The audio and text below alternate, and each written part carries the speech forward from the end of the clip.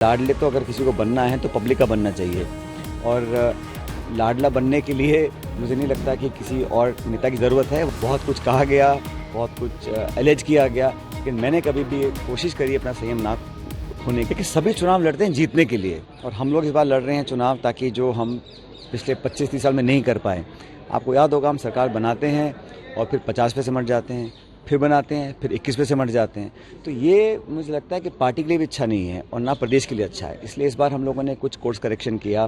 साल भर पहले कुछ बातों को हमने रखा, उसको पार्टी ने संज्ञान लेकर उसको सही दुरुस्त करने का काम किया और आज हम इस मुकाम पर खड़े हैं कि हम बोल सकते हैं कि हम चुनाव जीतेंगे। ये माहौल जो बना है ये सब लोगों के प्रयास से बना है और मैं ऐसा महसूस करता हूँ कि जो रिस्पांस है पब्लिक का, मैं अनेकों जिलों में गया हूँ, पूरे प्रदेश में कैंपेन हम लोगों ने किया है, राहुल जी ने, प्रियंका जी ने, खड़गे साहब ने, तो उसका अच्छा इम्पैक्ट पड़ेगा। और इस बार कांग्रेस पार्टी की सरकार जैसे बन रही है मध्य प्रदेश, छत्तीसगढ़ में, राजस्थान में भी इस बार यहाँ कांग्रेस को बहुमत मिलेगा। जनता के लाडले सचिन पायलट मतदान की तारीख आते आते प्रधानमंत्री और अशोक गहलोत दोनों के लाडले बन गए। देखो, लाडले तो अगर किसी को बनना है तो पब्लिक का बनना चाहिए और लाडला बनने के लिए मुझे नहीं लगता कि किसी और नेता की ज़रूरत है। वो तो अपना त्याग, तपस्या, समर्पण, सेवा और लगातार जनता के बीच में रहकर जो रिश्ता कायम होता है वही सबसे बड़ी पूंजी नेता की होती है और मैं उसी दिशा में काम कर रहा हूँ। इसी प्रकार के मेरे संस्कार हैं बचपन से।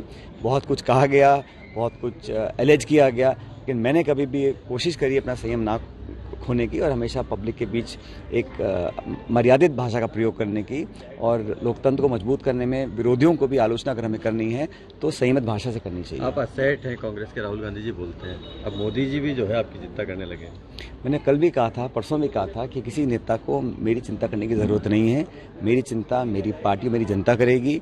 हम उसके प्रति समर्पित हैं और विचारधारा को लेकर हमारा जो संघर्ष है उसमें हम लोग जीत कर आएंगे और देश भर में कांग्रेस पार्टी विजयी बनकर आएगी। पीएम मोदी साहब को तो लगता है कि आपका नाम लिए बिना चैन ही नहीं पड़ता था, नींद भी नहीं आती होगी, तो अब उनको नींद आएगी क्योंकि अब चुनाव प्रचार खत्म हो गया उनका। देखिए, कल मतदान होगा और जो भी परिणाम आना है वो किसी के कहने से आने वाला नहीं है।